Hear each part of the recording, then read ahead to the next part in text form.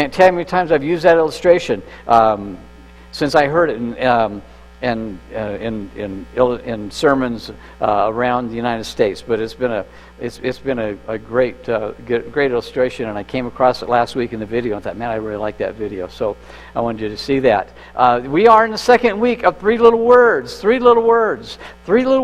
are written in forever. Remember, if you're here last Sunday, three little words written in forever for eternity. When you read the New Testament through, if you spend any time at all, especially in the writings of Paul, which is about 3/4 of the New Testament, so you're going to read a lot of what Paul says, you're going to find those three little words used a lot. He uses these three words quite often, and they are the words, and you could say them with me, really, you know what they are, faith, hope, and love, right? I mean, you just see those constantly in the writings of Paul. And many times you find them kind of clustered together in either groups of 2 or 3. Sometimes it's 2 of them, sometimes it's all 3 of them, but we see them time and time again. I've given you a couple illustrations where he clusters them together. Colossians chapter 1, verses 4 and 5, for example, he says, "We have heard of your faith in Christ Jesus and of the love you have for all the saints, the faith and love that spring from the hope that is stored up for you in heaven." And we see all 3 of those words. And then in 1 Thessalonians chapter 1, verse 3, he says this, "We continually remember before our God and Father your work produced by faith, your labor prompted by love, and your endurance inspired by hope in our Lord Jesus Christ." And so there he has them in the order faith, love, and hope. And then the most well-known of all those clusters of those words is the we looked at last week in the love chapter, 1 Corinthians 13, verse 13, where he said, "And now these 3 remain, faith, hope, and love, but the greatest of these is love." And so those words, those 3 little words, reflect qualities that Paul says are not going to go away. They are qualities that are going to last for eternity. They are going to last forever. So if you're like me, there are things that you say, I really need to fix in my life. I need to work on these areas of my life. Maybe it's a quality of my life. Maybe it's the way I act. Maybe it's the way I think or talk, whatever it may be. And I want you to do this with me. I want you to move those 3, faith, hope, and love, up to the top of that list. Because all those other things don't last for eternity necessarily, but these 3 do. These have an eternal impact, and so why not work on those things that have an eternal impact first of all and give most attention to them, because that's what the Apostle Paul constantly reminds us to do. So if we're going to excel at anything, these 3 ought to be at the top of our list of things that you'd be known for excelling in. And for that reason, we're just going to continue in this series. I began last week, we're going to talk today, and then next Sunday, these 3 little words. Last week we talked about love. We're doing them in the order love, faith, and hope. And so we looked at love last week. Today we're talking about faith, and next week we're going to come back and we're going to look at hope. We're going to deal with that 3rd word. But today we're looking at faith, and not just faith, but congruent faith. Now I know that word congruent is not any of those verses, and it's not you're not going to find that word in the Bible, but the concept of congruency, the concept of our faith being congruent with how we live, is certainly found all through the Bible, especially in the New Testament. That what we say we believe ought to be how we believe. And our math teacher, Roger Ricketts, reminded me this morning that he said, well, congruent, things that are congruent, that's a math term. And I said, yes, I know, it's not just a math term, but it is. And he said, and you do realize that it means that you have one thing and you put it lays right on top of the other one, and they're exactly identical. There's no difference in them. And I said, yes, and that's exactly what I was saying. And that is because the Apostle Paul is going to tell us that your faith, if you take your life and you lay it right on what you say you believe, they should match up exactly.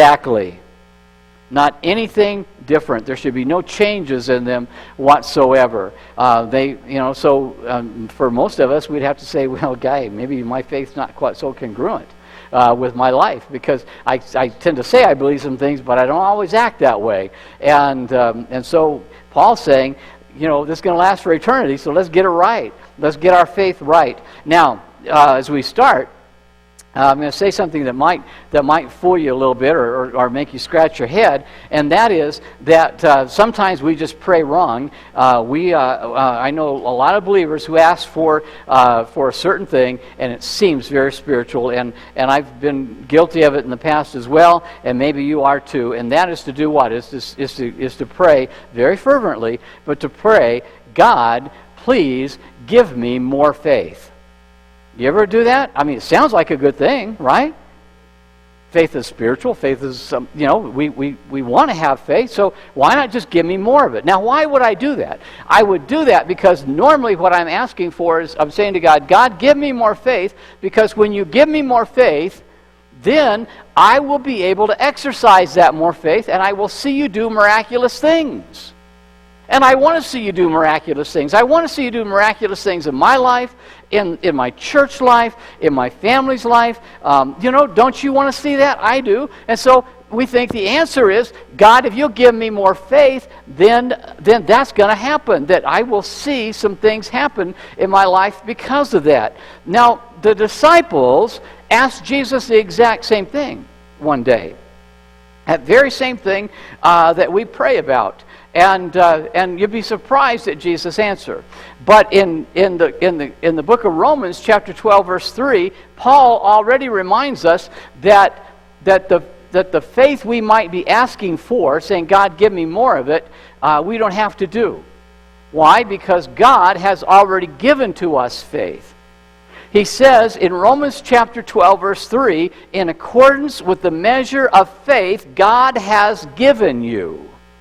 Has given you, past tense, not in accordance with the faith God will give you, but that He has given you. If you know Christ as your Savior, you have the faith that God has given to you.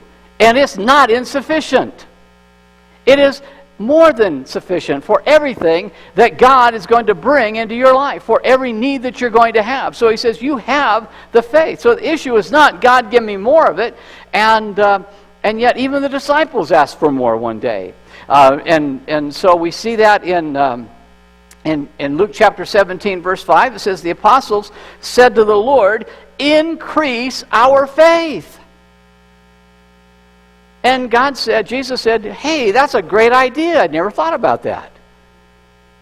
I'll just give you more. That's not what He said at all, was it? I mean, you would think He'd be thrilled. They're asking for more faith. Great, I'll give it to them, and the boatloads of it. He didn't do that. Instead, in verse 6, the very next verse, this is how Jesus replied. If you have faith as small as a mustard seed, you can say to this mulberry tree, be uprooted and be planted in the sea, and it will obey you. He didn't say, pray for more faith, I'll give you more faith. He said, I already gave you faith. Just use it.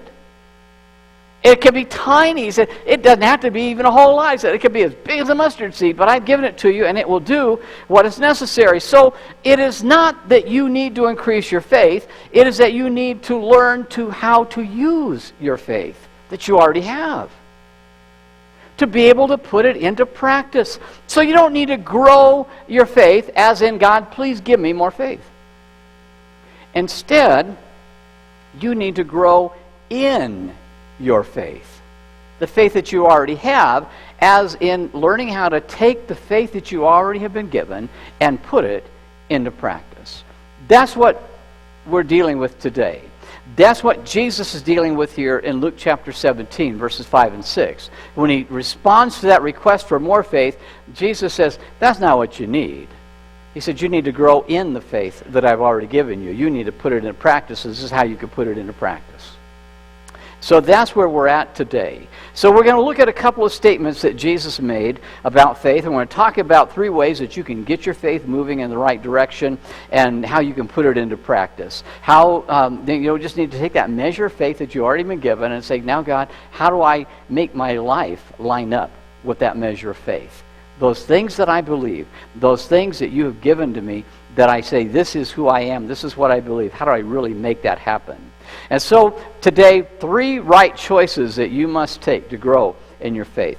I mean, you got to do all three of these according to Scripture. Three things, three choices that you have to make, and they'd be right choices when you make them to help your faith grow. Not to grow more of it, but to grow in it, okay? Now, just to remind you, all of us, that we already have faith. But as we choose, we have to do this. We need to choose the right side. Number one, you have to choose the right side. That's the first choice all of us have to make. You already have faith. You're already making faith choices. But the question is your faith being placed in the right side? Are you choosing the right stuff? It's like you have this extension cord on your faith, and you got a whole bank of outlets, and you're saying, well, I wonder which one I plug it into, which one's the right one. Which one's going to help me grow in my faith? Which one's going to help me align my life with my faith? And so it's not a question of is the opportunity there? It is there in all of our lives. It's just where am I putting it? Where am I plugging it into so that I will see that happening? So in each situation, does your faith, really does it back the things you say you believe? Does it back a winning philosophy of life, a winning world view of life, or a losing philosophy or a losing world view of life? That's what we have to deal with. So to get there, I want you to imagine with me that it is 1000 BC in your valley of Elah, and you're sitting on the sidelines, and you look out on the field, and here is a guy who is well over 7 feet tall, huge. He is decked out from head to toe in armor. He has got a huge shield. He's got a big spear and javelin. He's got a sword. He's got and he is just ominous looking. And then on the other side of the field, you have this little ruddy, red-headed teenager who's wearing what looks like shepherd's clothing, and he's got a slingshot. Now, I know there's not one of you who gambles with real live money in this room because we're Baptist, and you wouldn't do that. But for today, for this moment, you have to bet. And so they come to you and they say, all right, put your money down, put all of it down. I want everything you got. You're putting it on the giant, you're putting it on the little kid. You say, no problem. I'll put it on David. No, you wouldn't. That's today you would do it. You read the Bible, you know the story. You know how it ends. That day, you wouldn't know how it's going to end because you would think, I know how it's going to end. That big guy is going to squash that little guy. That kid's not ever going to know what hit him. I'm not putting any money on that kid. I'm putting it on the big guy. Right? We would do that. That was the logical, that's the only thing that makes any sense, it would seem. And so you would choose. You would have to make a choice. What side am I going to take? Well, little ruddy, red-headed David had to make a choice that day too. He had to decide where he was going to be.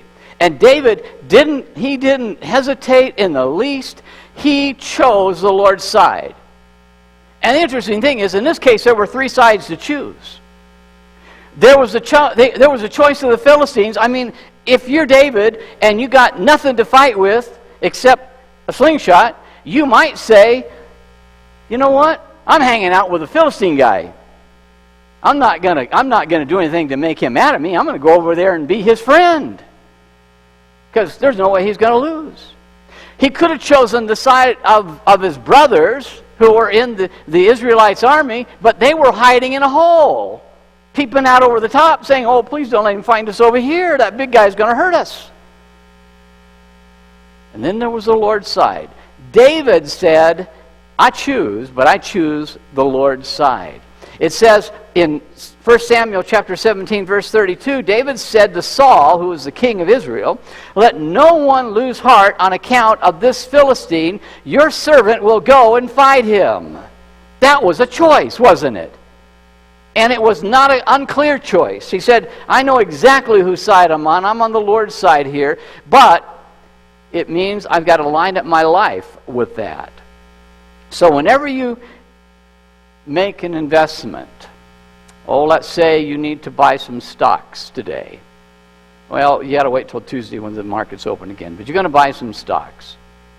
So you studied it and you said, you know what, I think this stock is going to go up in value next week, so I want to get on the ground floor, so I want, as soon as the market's open Tuesday morning, I want to buy a bunch of that stock. Why are you going to buy it? Because you believe it's going to go up in value. Now, that would be a good thing if it does, but at the other side of the spectrum is somebody who is willing to sell that stock. Now, do you think the guy over here who is selling that stock off is doing that because he believes that that stock is going to go up in value on Tuesday morning when the stock exchange opens? No, he's selling it to you the first thing it opens because he thinks it's going to go down in value. It's going to lose value. So each of you is making a choice. He's making a choice to sell it because he thinks it's going to go up and down in value.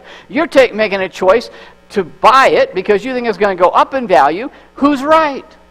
Can you both be right? No. There is a faith issue going on here, isn't there? There's a belief issue going on here.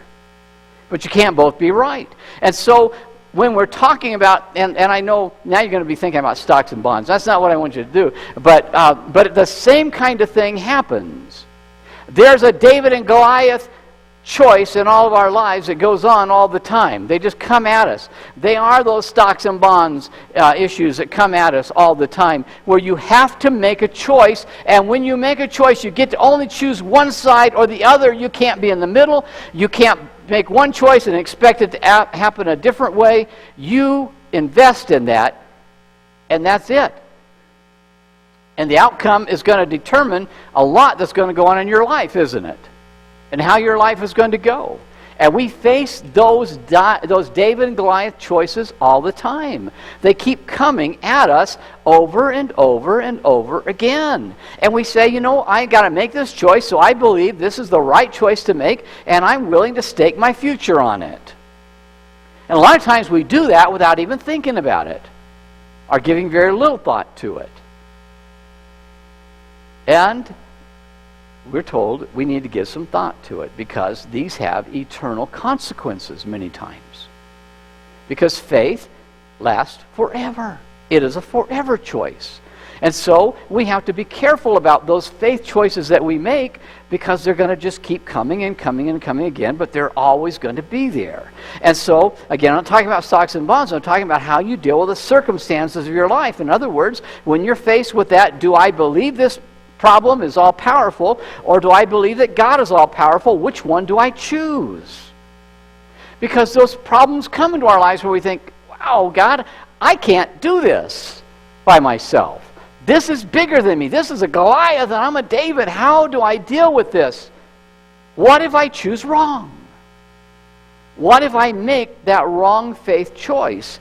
What happens then? Such as, do I believe that the sins of my past have power to destroy my present and my future? Because Satan will tell you that they do. Or do I believe God and His Word, that His mercy and His grace have erased that past because I've been washed in the blood of the Lamb? And so, how do I make that choice? Am I making that right kind of a choice? Or do I believe in the power of sickness, or do I believe in God's power to heal? Do I believe in obedience today that will be worth it in years to come? Or is it okay if I just waste my life making whatever choices whenever I want them right now? Those come all the time.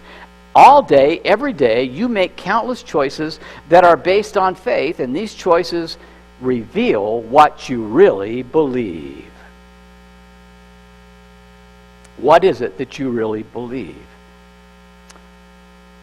For example, we may say we believe that God is in control, but every time our life starts to fall apart and it doesn't go the way I thought it was going to go, what happens?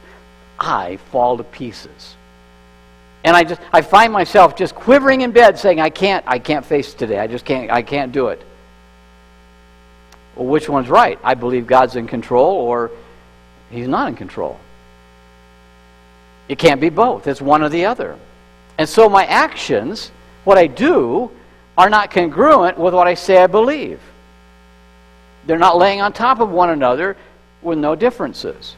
And so what are we going to do at that stage? And it's not that any of us needs more faith. It's that we need to put our faith in the right place. We need to choose where we're going to put it. We need to be on the right side. And so I'm going to ask you, I'm going to encourage you to ask yourself, what do my thoughts and my feelings and my attitudes and my behaviors tell me about what I really believe? Little teenage David, I choose the Lord's side. I'm going to fight this. I'll fight this giant. I'll do it. I can just hear him. You got this huge giant. 5, oh, no, he's saying, but basically saying, who's going to come out here and fight me? And you got little David standing here in front of him with a slingshot, and he says, I'll do it. But then, if David says, I'll do it, but then he climbs over and climbs in the hole with his brothers, which is right? Which one is real? Is his faith real, or is his lack of faith real? They don't line up, do they? I'll do it, but I'm going to crawl over here and hide. And so, too often, we're making claims of what we believe, and then we're crawling over in a hole and hiding, saying, man, I sure hope that this problem goes away and leaves me alone, and I don't have to engage. But engagement is where we're at. And so when things don't go your way, you can put your faith in idea in a world that's falling apart, or you can put your faith in ideas in a God that has it under control. And every time you're confronted with that David and Goliath buy or sell decision, it's time to reaffirm your faith in God. So, begins by making a choice. I'm going to choose the right side. You turn sermon notes over. The second choice is simply this. You need to choose the right words. Choose words. That seems like a strange thing to say from the Bible, but it's true. You got to choose the words that you use. I mean the very things that come out of your lips. You got to choose what you're going to say. The Bible has a lot to say about the way you choose the words that you use, and I could probably preach for a long time just on words alone, but right now we're going to, that's for another time, but the words you speak do matter, and especially when it comes to our faith. Especially at that period of time. Jesus said to his disciples in verse 6, he said, if you have the faith as small as a mustard seed, you can say to this mulberry tree, be uprooted and be planted in the sea, and it will obey you. That's speaking, isn't it? He says, when you say to this tree, do that. He said, if you have faith as small as a mustard seed, but you still got to say it. You got to say what you want that to happen, what needs to happen here. In the Gospel of Mark, Jesus is teaching a similar lesson about faith, and he says this at that point in Mark 11:23. I say to you, whoever says to this mountain, be removed and be cast into the sea, and does not doubt in his heart, but believes that those things he says will be done, he will have whatever he says. Underline that phrase, he will have whatever he says. Talking about words, isn't he? Talking about what you speak, the things that you're willing to say. He says that is part of the equation of lining your faith up with your life, or your life up with your faith, what you say you believe and making it be what you believe in the way that you act. Jesus didn't tell his disciples that if you merely have faith, then the mountain's going to automatically go jump in the ocean. He said, if you have faith, you can command it to do that. But there's a speaking part of that that's involved with that. And so now some of you are going to come up and say, hey, you mean that you're one of those word of faith preachers? And my response to you right now, so to save you a little bit of time, is no. I am a word of Jesus preacher. And these are his words. We don't get to ignore them because we're Baptist. They're there in Scripture. And so we have to deal with them. And Jesus said, you will have what you say. That's powerful words. And for that reason, you need to keep in mind that you cannot go around all day talking defeat and then expect to experience victory. It is not going to happen. If all you do is talk defeat, don't be surprised that all you know is defeat. Because that's what you're asking for. So I have faith. No, you don't. You have defeat. Because your faith is not congruent. You have not let your life match the things you're willing to say you believe until you actually act on that. And so part of acting on that is to speak those words. And so be careful of the words that you talk about. And so what you say matters. And so you make it a point to speak words of faith, even directly to the problem that you're facing. Edmund Hillary was a mountaineer and explorer. You know his name, from New Zealand. His dream was what? From a very early age, his dream was to climb and conquer Mount Everest. No man had ever done that. And from the time he was a kid, he said, that's what I'm going to do. So as soon as he was old enough, he joined an expedition trying to make it to the top of Mount Everest, but he failed. The expedition failed, came back, waited a while, got another expedition, tried again, failed again, only this time a man died in their expedition even, trying to get there. Later that same year, within that year, he was speaking to a group of people like this, and on the podium there was, kind of like we have a picture of Jesus up here for today, there was a big picture of Mount Everest in the background that somebody had put up when he was there to speak. And so he started talking about the expeditions he had had, talking about the expeditions that were, the next expedition that was coming up. And in the middle of his speech, Hillary changed his focus, and instead of talking to the people that he was addressing, he turned around, literally, physically, and started talking to the picture of Mount Everest. He started talking to Mount Everest. And this is some of what he said to Mount Everest. He said, Mount Everest, he named Mount Everest by name. He said, you have defeated us. And that was true, wasn't it? He said, you've defeated us. You've defeated him twice at that point. He said, you have defeated us, but I will return, he said. And so to the mountain, he said, I will defeat you. He went on to say, because you cannot get any bigger. And I can. Mount Everest was as big as it was going to get. But Hillary hadn't stopped growing. He said, I'm going to get better at this. I'm going to get bigger. And I'm going to defeat you. That's speaking faith to that mountain, to that giant that is in front of you. When teenage David walked into the battlefield to face the giant, he ignored the taunts and the sneers of the enemy, and he spoke directly to the giant. And this is what he said.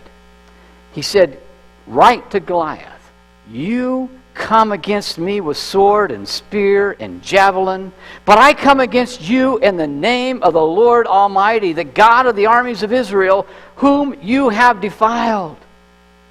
This day the Lord will hand you over to me, and I will strike you down and cut off your head. How's he going to do that? He's got a slingshot.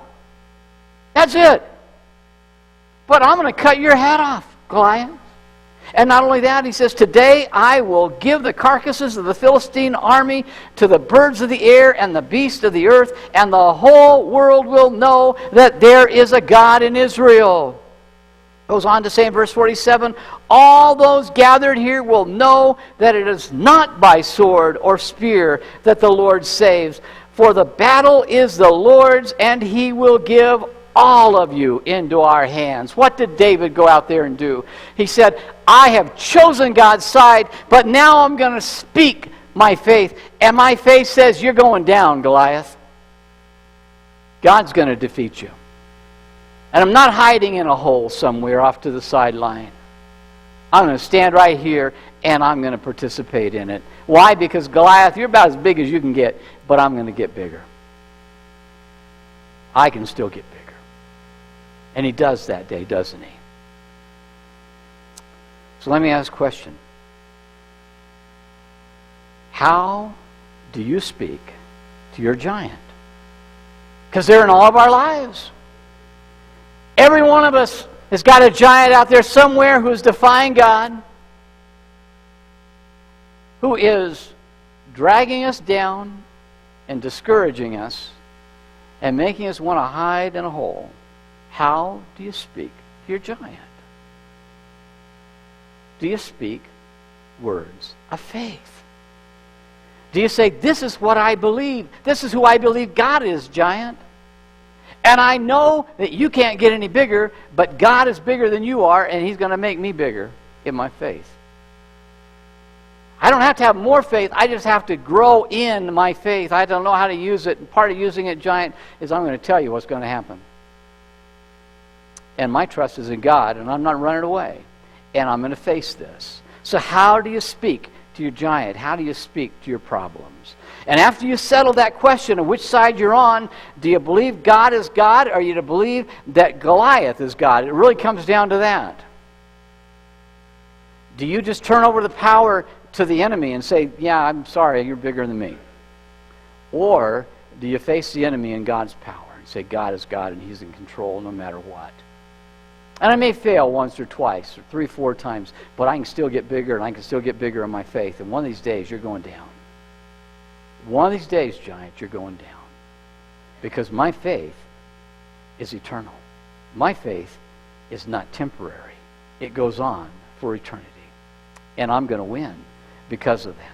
So, for example, you might say to Fear, Mr. Fear, I'm going to play your games any longer, and you can be removed and thrown into the sea. I don't care, Fear. You're not going to control me anymore. Maybe it is your past. You say, Mr. Past, you've come to me with sword and with spear and with guilt and with shame, but I'm here today to tell you that that is not who I am anymore, that God has forgiven me, He has cleansed me, and I'm a brand new creature in Jesus Christ. And so, Mr. Guilt and shame, you can go away. And Mr. Past, you're out of here. Because I am not falling into your trap any longer. And so you talk to anger, you talk to fear and sickness and worry and debt and laziness and selfishness and greed and every sin attempting to entangle you, and you say to them, you may have defeated me in the past, but you're going down. Because my faith is growing. Not that I need more of it, I'm just growing in it. Someday, you're going down. Obviously, there is more to living out your faith than just speaking the word of faith. But I'm here to tell you today, there's never going to be less either. You want to grow in your faith, and you want to live it out, you're going to have to speak it. You got to speak the words. It's going to be part of that process. And if you want your faith to come alive to the extent that mountains are moved and trees are uprooted, then you have to make that deliberate decision to choose the right words in every situation. And they keep coming, and they keep coming, and keep coming, and you keep choosing, and you choose, and you choose. And as you choose right, as you choose the right path, the right choice, the right way that you need to go, you've chosen the right side, you chose the right words, then you're going to grow in that faith. And then thirdly, you need to choose the right path to follow. You've chosen the right side, you've chosen the right words, but now you have to put it together on the right path, and you need to begin to follow that path. And the passage that we have in the Gospel of Luke, if you go back and look at it, right before this exchange with His disciples, Jesus has been teaching them. And what is He teaching them on? He's teaching them on the power and the need for forgiveness, for forgiving other people. And He says, and he equates that, He says, He's teaching holiness. He's teaching obedience to holiness. And that means sometimes you got to forgive when you don't feel like forgiving. Then right after this story that He shares here in verses 5 and 6 in Luke, He teaches on, in this case, He teaches now on humility, on serving with humility, being a servant, having a servant's heart with humbleness. What's He doing? He's saying, you know what? You're asking for faith. Let me tell you how you grow in your faith. You grow in your faith by making it a package deal. You grow in your faith by saying, God, in obedience to your word, I'm going to live in holiness before you. I'm going to choose the right side. I'm going to choose the words that I'm using, and I am going to serve in holiness, in humility. Because there's a sense in which unforgiveness derails my faith, and it won't do anything. There's a sense in which pride and arrogance derail my faith, and it doesn't allow my faith to grow and for me to grow in my faith. And it derails me. And so he says, you're going to have to choose that path to follow, and that path is going to deal with who you are in obedience and holiness. It's going to have to do with your attitudes of how you're going to serve and be a servant of all and serve in humility and humbleness. And you're going to have to be willing to then move forward. Maybe here's something that will help you. We look at what the word faith means. The word faith in Greek is pistis, and it's translated of all things many times in the New Testament, not just faith, but faithfulness. See, we think it's one thing to have faith, but it is another thing to be faithful. And the New Testament, God says no, they are identical. That if you have faith, your life will be faithful. It will be congruent with what you say you believe. We want to say, I believe it, but I don't want to do it. And by using the same word for both those words, we're saying you don't get a choice. Faith shows itself in faithfulness. Faithfulness comes because of your faith. And so you choose the path. You say, that's what I want to be. I want to be obedient to God's word. I want to be obedient to the faith that He's given to me. And that means that I'm going to have to put myself out of the way. I'm going to have to get myself out of the picture. I'm going to not be arrogant. I'm not going to be prideful. There's times when I'm going to lift others up above me. I'm not going to say, why didn't they choose me for that job? Why didn't I get that position? Whatever it is, I'm going to say, God, I am going to serve you in all humility and humbleness. And I'm going to live in faithfulness. And all of a sudden, that faith that rests right between them becomes real in my faithfulness and my actions, and they're congruent. They are the same. And so I'm saying and doing the same thing. And that's why James says in James chapter 2, verse 18, verse I gave you last week, told you I was going to come back to it this week. James, the half-brother of Jesus, said, I will show you my faith by what I do. In other words, he said, I will show you my faith by my faithfulness. Same word. By what I do. And then, he says, they're congruent. And then, they're impactful. They help you engage a world that needs to be engaged. And that's why James says that without faith, works is dead. It's just dead faith. He's not saying you're saved by God's works, or by good works rather, but he is saying that the ultimate demonstration is how you live, is what you really believe. You will show what you believe by how you live. You've already been given a measure of faith, Paul said. It's all that you need to see great things happen. And it comes in a really small little size, the size of a little mustard seed. But that's enough if you grow in it. If you want to see your faith come alive, it may be that you need to take a serious look at what you really believe. Just say, God, what is it that I really believe? Maybe you don't believe anything. Maybe you just know the stories, but you don't believe them. Maybe you just know the story of Jesus Christ, but you don't believe it yet. We want you to believe it. We want you to believe it's real, that it's true, and to act on it. To put your faith in Jesus Christ and let Him save you. And then, once you're saved, continue to believe it. You just continue to believe that He is who He says He is, and He can do what He says He will do. And that becomes congruent faith. It's the kind that moves mountains. Incongruent faith is the kind of faith that just gets you nowhere. So I'll pray that you're going to live in congruent faith this week. That you'll say, you know what, God, there's a mountain in front of me, there's a giant in front of me, and I'm going to trust that you know what to do. And I'm just going to stand here, and I'm going to speak to it in faith, and I'm not going. I'm going to stay here, and I'm going to just keep going on and grow in that faith. Let's